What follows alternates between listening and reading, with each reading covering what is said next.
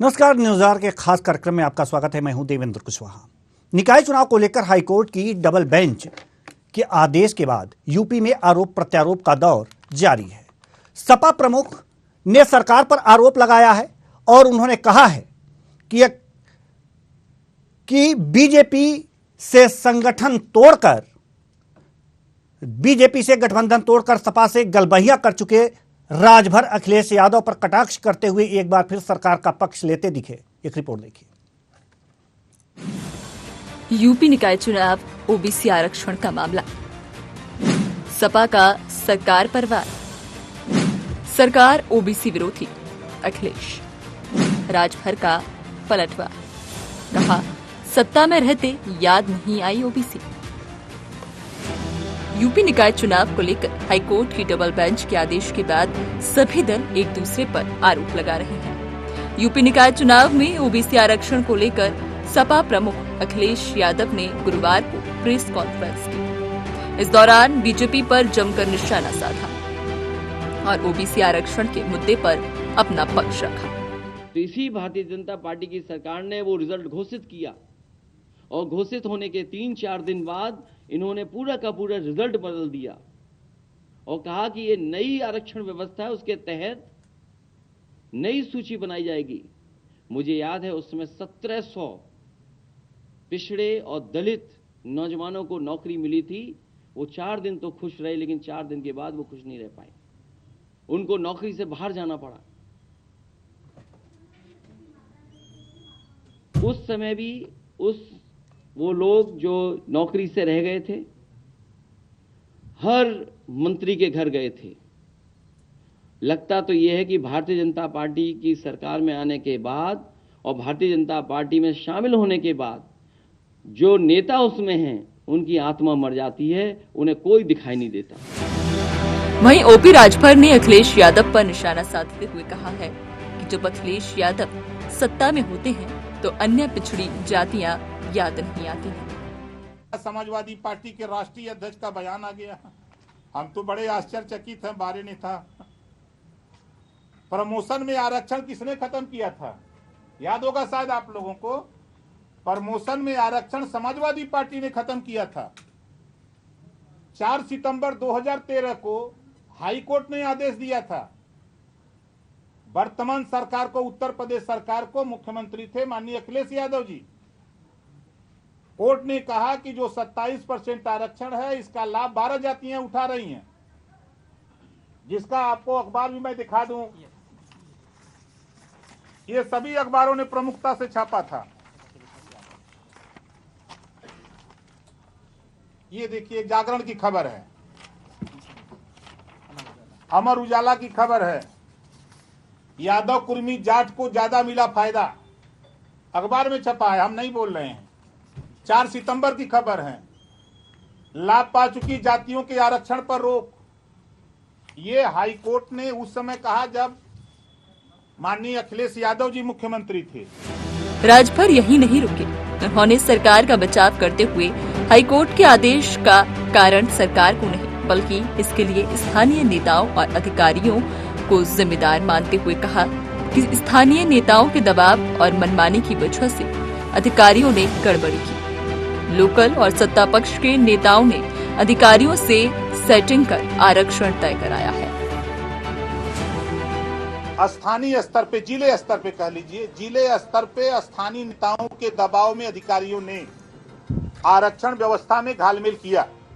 स्थानीय नेताओं के दबाव में अधिकारियों ने सीटों के जैसे चाहा वैसे बना के भेज दिया। उसी को सरकार ने मान लिया और वही रिपोर्ट चली गई हाई कोर्ट। दाखिल हुआ जब विपक्ष की तरफ से, तो वो चीज जब दाखिल हुआ तो बात सामने आ गई।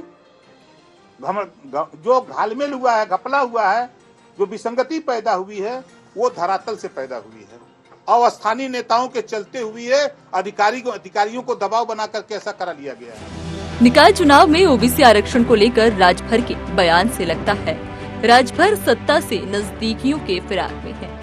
हालांकि ये बयान सत्ता के कितने नजदीक ला पाएगा, ये तो देखने वाली बात होगी। Special desk, news hour. तो सवाल यहां पर यह है कि लगातार राज भर बयानबाजी करते रहते हैं। अब ओबीसी आरक्षण पर इन्होंने बयानबाजी की है। जब सपा के साथ थे तो बीजेपी पर प्रहार करते थे, और अब जब सपा से भी गठबंधन टूट गया है तो सपा पर प्रहार करते हुए बीजेपी से यानी कि सत्ता से नजदीकियां बना रहे हैं। लेकिन मामला आरक्षण का है, ओबीसी आरक्षण का, और इसी मुद्दे पर आज हम चर्चा करेंगे। चर्चा के लिए हमारे साथ स्टूडियो में एएल द्विवेदी जी, जो वरिष्ठ पत्रकार हैं, हमारे साथ उपस्थित हैं। बहुत बहुत स्वागत है आपका हमारे इस कार्यक्रम में। साथ ही साथ हरेंद्र विक्रम सिंह जी, जो बीजेपी प्रवक्ता हैं, हमारे साथ जुड़ चुके हैं। बहुत बहुत स्वागत है आपका हमारे इस कार्यक्रम में। साथ ही शिल्पी चौधरी जी, जो सपा नेता हैं, आपका भी बहुत बहुत स्वागत है हमारे इस कार्यक्रम में। शिल्पी चौधरी जी, सवाल आपसे, विधानसभा चुनाव में ओपी राजभर सपा के साथ थे, गठबंधन था, बीजेपी से जल्दी अलग होकर के सपा के साथ आए थे। अब उन्होंने बीजेपी के पक्ष में बयान दिया है ओबीसी आरक्षण पर, और साथ ही साथ सभा पर तंज भी कसा है कि जब अखिलेश यादव मुख्यमंत्री थे यानी कि सीएम थे, उस समय उन्होंने 12 पिछड़ी जातियों के सिवाय अन्य जातियों की तरफ ध्यान नहीं दिया। क्या कहेंगे? देखिए, ओपी राजभर साहब पर कुछ कहना अपने शब्दों को बेकार करना है। उनका पूरा चरित्र आपने खुद ही बयान कर दिया है कि हर चुनाव में कौन से दल में वो जाकर खड़े हो जाएं, जिसकी सत्ता बनते वो देखते हैं, उसके साथ वो चल देते हैं, और उनकी आइडियोलॉजी या विचारधारा बदल जाती है। कभी वो सपा के साथ आके भाजपा को गाली गलौज करने लगते हैं, कभी वो भाजपा के साथ चले जाते हैं और सबको उल्टा सीधा कहने लगते हैं। तो कुल मिलाकर ओपी राजभर जी अगर एक बात भी रख रहे हो तो वो मुद्दे को इतना हल्का बना देते हैं अपनी हरकतों से कि वो विश्वसनीय नहीं रह गए हैं। अभी वो दोनों कंट्राडिक्टिव बात साथ कह रहे हैं। अभी वो कह रहे हैं कि सपा ने ये किया, 12 जातियों को बढ़ाया, और दूसरी तरफ वो ये कह रहे हैं कि सत्ता के नेताओं के दबाव में आरक्षण की ये लिस्ट जारी हुई। तो वो भाजपा के सगे नहीं है। वो ऐसा व्यक्ति जो अभी विधानसभा में हमारे समर्थन से अपने विधायक खड़ा कर पाया, जो जहां से उनके बेटे ने पर्चा भरा था वहां जनता के इन्हीं भारतीय जनता पार्टी के लोगों द्वारा घेर लिए गए थे और जान से मारते मारते बचे थे। उस समय समाजवादी पार्टी कार्यकर्ताओं और नेताओं ने इनकी जान बचाई थी। तो वो स्वतंत्र हैं अपने तरीके से कुछ भी कहने, और उससे समाजवादी पार्टी को कोई फर्क नहीं पड़ता है। उनका बस कुल मिलाकर एक प्रेशर क्रिएट करने की टैक्टिक्स है। उनको लगता है कि किसी भी तरीके से मैं इतना प्रेशर बनाऊं कि समाजवादी पार्टी मुझे ले ले।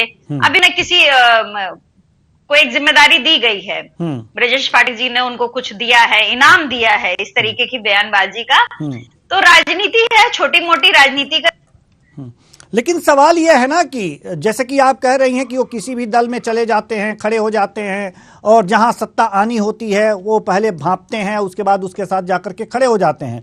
तो ये राजनीतिक दलों को भी तो चाहिए, जैसे इतनी समझदारी भरी बातें कर रही हैं, तो क्या अखिलेश यादव जी को यह पता नहीं था कि हाँ, ये हमारे साथ आकर के जुड़ रहे हैं, आज बीजेपी के साथ थे लेकिन अब हमारे साथ आ रहे हैं, तो हम इनको क्यों अपने साथ लें? तब जी, शिल्पी जी से हमारा संपर्क टूट चुका है, तो हम हरेंद्र विक्रम जी के पास आना चाहेंगे। हरेंद्र विक्रम जी, सवाल यहाँ पर यह है कि अब तो कुछ मीठा मीठा लगने लगा है ओपी राजभर को, बीजेपी का साथ हमको लग रहा है कि भाने लगा है। आखिर यह बयान क्या कहलाता है? देखिए, मीडिया की निगाह में बयान जो किसी भी नेता का बयान होता है तो उसमें कुछ न कुछ ट्विस्ट होता है। ओपी राजभर जी ने जो कहा है वो वास्तविकता कही है, सत्यता कही है, क्योंकि कहीं ना कहीं वो भी पिछड़ों की राजनीति करते रहे हैं और अखिलेश जी भी पिछड़ों की राजनीति किए हैं, और इन्होंने सिर्फ पिछड़ों की ही राजनीति की, इसके अलावा कुछ किया ही नहीं था। और उसमें भी कुछ पिछड़े, जैसे ओपी राजभर जी ने बताया, माननीय अखिलेश जी ने प्रमुख 12 जातियां पिछड़ों में प्रमुखता से रखी थी, बाकी पिछड़ी जातियों पर कोई ध्यान ही नहीं दिया गया, उपेक्षित रही वो। और हम लोग सबकी बात करते हैं कि सबका साथ सबका विकास, पहली चीज। और दूसरी बात, अखिलेश जी की बात का भी हम खंडन करेंगे। उनका स्टेटमेंट में सुन रहा था कि भारतीय जनता पार्टी ने पहले तो आरक्षण लगाया, उसके बाद आरक्षण खत्म कर दिया। मैं स्पष्ट करना चाहूंगा आपके चैनल के माध्यम से कि भारतीय जनता पार्टी सरकार ने आरक्षण निरस्त नहीं किया है। माननीय उच्च न्यायालय के निर्देश पर उसे रोका गया है कुछ समय के लिए, और उच्च न्यायालय के जो निर्देश प्राप्त हुए उन निर्देशों का पालन करके पुनः जो उचित होगा वो कार्रवाई की जाएगी और तब चुनाव होंगे। उच्च न्यायालय के अगेंस्ट जाके कोई भी काम नहीं किया जाएगा, ऐसा भारतीय जनता पार्टी का मानना है और कहना है। ठीक और है। माननीय राष्ट्रीय अध्यक्ष जी ने कहा कि भाजपा ने ऐसा किया, तो राष्ट्रीय अध्यक्ष जी उनको थोड़ा सा गंभीरता रखनी चाहिए, बयानों को सोच समझ के देना चाहिए। बाकी लेकिन जो पक्ष आप लोगों ने रखा, जो डॉक्यूमेंट्स रखे, जो आंकड़े रखे, उसी के आधार पर हाईकोर्ट ने फैसला किया, ये भी सही है। ठीक है, हम आपके पास आएंगे। हमारे साथ वरिष्ठ पत्रकार एएल द्विवेदी जी भी मौजूद हैं, हम इनके पास आना चाहेंगे। और सर, आपसे मैं जानना चाहता हूं द्विवेदी जी कि जो स्थितियां अभी बन पड़ रही हैं उत्तर प्रदेश में निकाय चुनाव से संबंधित, और ये जो बयानबाजियां हो रही हैं, खासकर राजभर की बयानबाजी, सपा की बयानबाजी, और जो ओबीसी आरक्षण से संबंधित कोर्ट के आदेश हैं, इसमें सही क्या है? दोषी कौन? देखिए, निश्चित तौर पर देवेंद्र जी, इस जो ओबीसी आरक्षण है ये बहुत ही जटिल प्रश्न है, और कहीं ना कहीं इसको लेकर के हर राज्य में विभिन्न पहलुओं को देखा जाता है। अगर हम बात कर लेते हैं उत्तर प्रदेश की, तो वहाँ पर भी अब जिस प्रकार से ओबीसी आरक्षण को लेकर के राजनीति हो रही है, क्योंकि कहीं ना कहीं भारतीय जनता पार्टी को ऐसा लगता है कि अगर ओबीसी का आरक्षण सही ढंग से सही समय पर अगर मिल जाता है, तो आने वाले जो चुनाव होंगे, चाहे वो लोकसभा चुनाव है या जो स्थानीय निकाय के चुनाव होते हैं, अन्य चुनाव होते हैं, उसमें कहीं ना कहीं भारतीय जनता पार्टी को फायदा मिल सकता है। इसको लेकर के रोटेशन की एक प्रक्रिया होती है, जिसको लेकर के कहीं ना कहीं अपना पक्ष भारतीय जनता पार्टी ने हाईकोर्ट के समक्ष रखा है। लेकिन अब चूंकि हाईकोर्ट में डिसीजन पेंडिंग है, वह किस प्रकार से निर्णय पारित करते हैं, किसके पक्ष में आता है, यह एक गंभीर प्रश्न है। दूसरी ओर अगर हम बात कर लेते हैं अखिलेश सरकार की, या हम जो पूर्व में वहां पर सरकार थी, उसको लेकर के भी वहां पर भी कहीं ना कहीं पिछड़ों की राजनीति हर सरकार करती है, और उसको ऐसा लगता है कि अगर हम इसकी राजनीति करेंगे तो कहीं ना कहीं हमें आने वाले चुनाव में इसका फायदा मिलेगा। लेकिन अगर हम बात कर लेते हैं विकास की, तो विकास को लेकर के कहीं ना कहीं कोई राजनीति नहीं होती है। जी, हम आपको रोकना चाहेंगे, हमारी आवाज़ जो है, आपकी आवाज़ हमारे दर्शकों तक नहीं पहुंच पा रही है, तो हम आपके पास आएंगे। शिल्पी जी, हम आपके पास आना चाह रहे हैं। शिल्पी चौधरी जी, जैसा कि आपने कहा, शिल्पी जी, आपसे सवाल लेने से पहले हमारे साथ एक और मेहमान जुड़ चुके हैं, सैयद सुहेल रिजवी जी, माफ कीजिएगा, सैयद रजा रिजवी जी, सैयद रजा रिजवी जी, जो वरिष्ठ पत्रकार हैं। आपका भी बहुत बहुत स्वागत है हमारे इस कार्यक्रम में। जी, जल्दी से आप कैमरा अपना फिट कर लें, हम आपके पास आएंगे। लेकिन उससे पहले हम शिल्पी चौधरी जी से एक सवाल करना चाहते थे। जैसे अभी इससे पहले इन्होंने कहा कि इनकी फितरत ही है कि जहां सत्ता का, ये देखते हैं कि सत्ता यहां आने वाली है या सत्ता जहां है वहां ओपी राजभर पहुंच जाते हैं। तो राजनेता जो हैं, सपा ने भी इन्हें अपने पास लिया जब ये बीजेपी से गठबंधन तोड़ करके सपा में गए। तो जब इतने समझदार लोग हैं सपा के, तो इन्हें अपने पार्टी में या अपने पार्टी से गठबंधन किया ही क्यों? नहीं करना चाहिए था। नहीं, हम किसी को गठबंधन करने से हम क्यों रोकें? कोई हमारे पास आ रहा है, ठीक है, और राजभर जी भी राजनीति करते हैं, सम्मानित राजनेता हैं। ऐसा नहीं है कि वो कोई विदूषक हैं या कुछ हैं। वो एक बड़े वर्ग का नेतृत्व करते हैं। तो हम उनको इस तरीके से कैसे इग्नोर करेंगे? कोई भी पार्टी नहीं करेगी। भारतीय जनता पार्टी के साथ भी वो थे, तो उन्होंने भारतीय जनता पार्टी को भी फायदा दिया, ऐसा नहीं कि फायदा नहीं दिया। लेकिन 2022 के समीकरण देखते हुए राजभर साहब को लगा कि अब तो समाजवादी पार्टी की सरकार आ रही है, और उसके बाद उन्होंने हर मंच से योगी और मोदी को जो न कहा हो, किसी समाजवादी पार्टी के नेता ने ना कहा, लेकिन राजभर जी ने कहा, इनके हर नेता को कहा, यानी गलत इनके कहा। हर फैसले को कहा। नहीं, गलत बावजूद गलत कहा ना, गलत कहा नहीं, गलत कहा ना शिल्पी जी, गलत कहा ना। उन्होंने कहा गलत कहा या सही कहा, मैंने कहा, मेरी बात सुने जी। फर्क, मैं निर्णय नहीं करूंगी भारतीय जनता पार्टी के किस नेता को राजभर जी ने क्या कहा, उसके लिए राजभर जिम्मेदार है, समाजवादी पार्टी जिम्मेदार नहीं है। बिल्कुल बिल्कुल सही कह रही समाजवादी हैं। पार्टी का कोई नेता कुछ कहेगा उसके लिए हम जिम्मेदार हैं। बिल्कुल ये बिल्कुल उनके आप अपने सही कह रही हैं, विचार लेकिन हमारे विचार नहीं है जी, लेकिन जो गठबंधन का धर्म होता है उसमें क्या इसकी छूट होती है कि आप किसी भी पार्टी को कुछ भी कहें, हमारे साथ गठबंधन में रहेंगे सिर्फ इसलिए कि आपके पास जनाधार है और उस जनाधार की हमें जरूरत है? क्या यही समाजवाद है शिल्पी जी? समाजवाद क्या है क्या नहीं है जी, इसका राजभर जी से कोई लेना देना नहीं है। नहीं, राजभर जी से नहीं लेना देना है, लेकिन जो समाजवादी समाजवाद का पूरा दम भरती है कि हाँ हम समाजवादी लोग हैं, क्या उसका गठबंधन एक ऐसे पार्टी से हो सकता है जिसका नेता दूसरे पार्टी को गालियां देता हो? अगर अलायंस हो जाएगी तो हम कांग्रेस की विचारधारा से नहीं चलेंगे जी। हम एक कॉमन मिनिमम लेकिन उस विचारधारा से मैडम हम एक कॉमन मिनिमम प्रोग्राम पे चलेंगे तो ठीक वो है। एक बराबर एक सहमति ये होगी कि ठीक है आप अपनी विचारधारा से चलेंगे, हम अपनी विचारधारा से चलेंगे। ठीक है। लेकिन इसका मतलब ये नहीं होता राजभर जी जो कुछ कह रहे हैं उससे 100% हम सहमत नहीं हैं। जिम्मेदार हमारी आपको कौन विचारधारा कह रहा है प्रभावित मैडम? हो गई। गठबंधन सपा नहीं जिम्मेदार नहीं है, जो राजभर जी कह रहे हैं उसके लिए वो खुद जिम्मेदार हैं, लेकिन वो जिम्मेदार हैं, लेकिन जब गठबंधन हुआ है तो एक न्यूनतम कॉमन प्रोग्राम बना होगा कि हाँ ये चीजें हैं। क्या उसमें गाली देने की छूट भी थी? कुछ भी बुरा भला कहने की छूट भी थी? आप ये बताइए ना मुझे।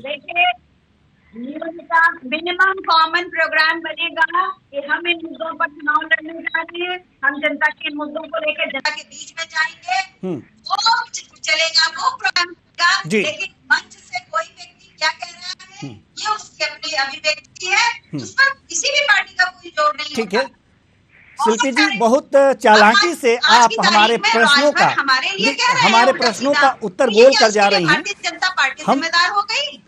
जिम्मेदार सपा नहीं है। सपा इसलिए जी, सपा पे इसलिए प्रश्न खड़े हो रहे हैं कि ऐसे पार्टी से जिनको जानती है कि हाँ ये सत्ता लोभी हैं और इसलिए हमारे साथ आ रहे हैं और इसलिए हमारे मंच का प्रयोग करके वो अपना अलग मंच लगा करके कुछ भी गाली दें। अगर जो सपा का मंच लगा है वहां पर अखिलेश यादव हैं तो वहां पर गाली देने का मतलब है कि आप भी जिम्मेदार हैं। ठीक है सर, ठीक है मैडम, हम आपके पास आएंगे। हमारे साथ 2022 में हमारा पहला अलायंस था और जो कुछ भी राजभर जी ने किया उसके बाद मुझे बिल्कुल नहीं लगता कि भविष्य में सुबह सपा से हमारा कोई अलायंस होने वाला है। जी, बस यही जानना था, हमें यही जानना था। बहुत देर बाद इस बात को आपने कहा, बहुत बहुत धन्यवाद आपका। लेकिन आप हमारे साथ बने रहिए, इस बात के लिए धन्यवाद दिया हूं, यहां से जाने के लिए नहीं, बने रहिएगा। सैयद रजा रिजवी जी, हम आपके पास आना चाहेंगे और जानना चाहेंगे आपसे जी देवेंद्र जी कि उत्तर प्रदेश की राजनीति में सपा, सुभाष सपा और बीजेपी ओबीसी आरक्षण का क्या गोलमोल सिद्धांत इस समय है? देखिए, ओबीसी आरक्षण स्थानीय निकाय में जरा इसको समझना पड़ेगा और मेरा ख्याल है कि आपके न्यूज आवर चैनल से लोगों को बताना पड़ेगा क्या है। जी, आप देखिए, विकास किशन राव गौली की याचिका जो है जी, सुनवाई करते हुए ट्रिपल टेस्ट फार्मूले से नगर निकाय के चुनाव कराने का आदेश सुप्रीम कोर्ट ने दिया था और सभी राज्यों को इसको लागू करना था। लेकिन अब तक यूपी व कई राज्यों में लागू नहीं हो सका था। सुप्रीम कोर्ट ने कहा कि निकाय चुनाव में राज्य सरकार ट्रिपल टेस्ट फार्मूला का पालन करेगा और ओबीसी आरक्षण तय कर सकती है। तो ट्रिपल टेस्ट फार्मूला में 3 अहम बातें उभर के आई थी। पहला तो ये कि स्थानीय निकाय में पिछड़ेपन की प्रकृति की जांच के लिए एक आयोग की स्थापना की जाए और ये आयोग निकायों में पिछड़ेपन की प्रकृति का आकलन करे, करेगा और सीटों के आरक्षण का प्रस्तावित करेगा। दूसरा जो अहम फैक्टर था कि आयोग की सिफारिशों के तहत स्थानीय निकायों की ओर से ओसीबी की संख्या का परीक्षण कराया जाएगा जी, ओबीसी जी, और उसका सत्यापन किया जाएगा। और तीसरा जो अहम है, इसके बाद ओबीसी आरक्षण तय करने से पहले ये ध्यान रखा जाए कि सुप्रीम कोर्ट की SC ST और अन्य पिछड़ा वर्ग के लिए कुल आरक्षित सीटें 50% से ज्यादा न हो। जबकि जो स्थानीय निकाय के चुनाव हुए थे 4 राज्य में, मध्य प्रदेश में, महाराष्ट्र, बिहार आरक्षण, यहां भी विवाद हुआ था। लेकिन उत्तर प्रदेश में जो न्यायमूर्ति देवेंद्र कुमार उपाध्याय जी और सौरभ लवानिया ने की खंडपीठ ने जो कई दिनों तक जो है वो लगातार जो है उस पर याचिका पर सुनवाई करते रहे और उन्होंने आयोग गठित करने और चुनाव कराने के लिए जो है एक आदेश किया। उत्तर प्रदेश सरकार ने जो पिछड़ा आयोग का गठन कर लिया है और सुप्रीम कोर्ट चली गई। महाराष्ट्र में जो बात आई थी उभर आया था कि इस साल की शुरुआत में बिना ट्रिपल टेस्ट लागू करके ओबीसी आरक्षण देने के महाराष्ट्र सरकार के फैसले को खारिज कर दिया था जी। और सुप्रीम कोर्ट ने भी बॉम्बे हाई कोर्ट के फैसले को बरकरार रखा। तब राज्य सरकार आरक्षण देने के लिए अध्यादेश लाई, लेकिन सुप्रीम कोर्ट ने इस अध्यादेश को भी खारिज कर दिया और अंत में राज्य सरकार को पिछड़ा आयोग का गठन करना पड़ा और उसकी सिफारिश के आधार पर सुप्रीम कोर्ट ने आरक्षण की अनुमति ली जी। और बिहार के अंदर राज्य सरकार ने पिछड़ा वर्ग आयोग की जगह पहले से काम कर रहे अति पिछड़ा आयोग को ओबीसी आरक्षण की रिपोर्ट तैयार करने काम सौंप दिया जी। और इस फैसले को यह कहते हुए सुप्रीम कोर्ट में चुनौती दी गई कि यह समर्पित पिछड़ा आयोग नहीं है। हालांकि कोर्ट ने आयोग की रिपोर्ट के आधार पर जारी चुनाव कार्यक्रम में कोई दखल नहीं दिया, लेकिन आयोग की वैधता पर जरूर जनवरी में सुनवाई होगी। जी जी, अभी जनवरी में सुनवाई होना है जी। और मध्य प्रदेश का जो मामला था, यहाँ भी नगर निकाय का चुनाव अदालत में फंस गया था जी। और मध्य प्रदेश हाईकोर्ट ने बिना ट्रिपल टेस्ट फार्मूले किए चुनाव कराने का सरकार का फैसला खारिज कर दिया था जी। और मध्य प्रदेश की सरकार फिर जो है सुप्रीम कोर्ट गई और मई 2022 में सुप्रीम कोर्ट ने राज्य चुनाव आयोग को बिना ओबीसी आरक्षण लागू किए चुनाव कराने का आदेश दे दिया जी। हालांकि बाद में सरकार ने राज्य पिछड़ा आयोग का गठन किया और उसकी सिफारिशों के आधार पर ही चुनाव हुए। ठीक है सर, तो यहाँ भी कुछ विकल्प वही बचते हैं जी। उत्तर प्रदेश में भी विकल्प कुछ इसी तरह के बचते हैं, लेकिन सवाल यहाँ पर यह है, देखिए योगी सरकार के पास विकल्प है जी जी। उन्होंने विकल्प ये किया कि आयोग गठन कर दिया। आयोग गठन करने के बाद उसके बाद सुप्रीम कोर्ट चले गए। अब आयोग गठन हो गया है, सुप्रीम कोर्ट से राहत मिल सकती है जी, लेकिन ओबीसी आरक्षण 50% से अबव नहीं हो सकता। ठीक है, तो ये जरा से बहुत अहम पहलू है और जाहिर सी बात है कि सुप्रीम कोर्ट कितने दिन में फैसला करती है, कितना समय लगता है, ये कोर्ट का मामला है, ये समय बताए। अच्छा, एक चीज और हम आपसे जानना चाह रहे हैं कि जैसे ओपी राजभर जी ने ये कहा है कि जो स्थानीय नेता हैं अधिकारियों पर दबाव डाल करके जो रोटेशन की प्रक्रिया है उसे इधर उधर कर लेते थे और वही आंकड़े जो सरकार है वो सरकार के पास भेजे गए और वही आंकड़े ले जा करके उसने कोर्ट में दे दिया। ये कितना सही लगता है ये बातें, और इसलिए आरक्षण प्रक्रिया पर जो है हाईकोर्ट ने रोक लगा दिया। जी देखिए ऐसा है कि ये सर्वविदित है और साफ लगता है जी, बहुत कम शब्दों में ये बिल्कुल साफ है कि उत्तर प्रदेश सरकार की मंशा साफ है कि बिना ओबीसी आरक्षण के वो चुनाव कराने के लिए वो लालायित नहीं है। और अगर हाईकोर्ट ने फैसला दिया डीके उपाध्याय जी ने और लवानिया जी ने, न्यायमूर्ति जी ने, तो उन्होंने देखिए गठन कर दिया जी और राम अतवार जी को उसका जो है वो चेयरमैन भी बना दिया। ठीक है, बिजनौर के रहने वाले न्यायमूर्ति जी रिटायर्ड हो चुके हैं जी। तो अब ये गठित हो गया है, ओबीसी का आरक्षण उस हिसाब से हो जाएगा और सुप्रीम कोर्ट आरक्षण के बाद ही जी, आरक्षण के बाद ही चुनाव होने हैं जी। शिल्पी जी हम आपके पास आएंगे। द्विवेदी जी थोड़ा सा आप वेट करिए, थोड़ा सा इंतजार और कर लीजिए। शिल्पी जी से एक सवाल लेना चाहेंगे, जैसा कि अभी हमारे रिजवी साहब ने ये कहा है कि सरकार बिना ओबीसी आरक्षण के चुनाव कराने के मूड में नहीं है, वो उपाय निकाल रही है और एक तरह से उपाय निकल भी चुका है, फिर इस तरह के आरोप सपा क्यों लगा रही है? नहीं, देखिए उत्तर प्रदेश में पिछड़ा वर्ग आयोग का कार्यकाल जून 2022 में खत्म हो चुका है। अगर सरकार आरक्षण को, ओबीसी को आरक्षण देना चाह रही थी तो ये गठन कर सकती थी। ये पूरा मामला कोर्ट में जाने के बाद, कोर्ट की आपत्ति दर्ज होने के बाद आनंद फानन में एक आयोग गठित हो गया, एक रिटायर्ड न्यायमूर्ति को उसका अध्यक्ष बनाकर ये काम जो आज किया गया है पिछले 6 महीने में क्यों नहीं किया गया? तो ये आधार है। और जो राजभर जी ने कहा है उन आरोपों में है जी, मामला कोर्ट में नहीं जाता 6 माह पहले क्यों नहीं किया गया? अनुसार चुनाव को वो करने चाहिए। ठीक है। हम यही जवाब ले लेते हैं हरेंद्र विक्रम जी से कि जो अब किया जा रहा है वो 6 महीने पहले क्यों नहीं किया गया, नहीं तो ये नौबत नहीं आती। हरेंद्र जी कम शब्दों में जवाब दीजिए, क्योंकि हम एल द्विवेदी जी के पास जाना चाहेंगे इसके बाद। जी देवेंद्र जी, सरकार की मंशा बिल्कुल स्पष्ट और साफ थी। 2017 के रोटेशन को देखते हुए उन्होंने कार्य किया। अब 2017 में रोटेशन यदि सरकार मतलब कहीं ना कहीं गड़बड़ रही होगी, जो अभी डीजीपी जी ने कहा कि लोकल स्तर पर कुछ लोग नेता लोग मिलकर अपने हिसाब से करवा लेते हैं, तो उससे जो खामियां रही होंगी मैं मानता हूं, लेकिन अब वो खामियां सब दूर हो रही हैं। पूर्ववर्ती सरकारों में जो भी होता रहा हो अब वो नहीं होने वाला है।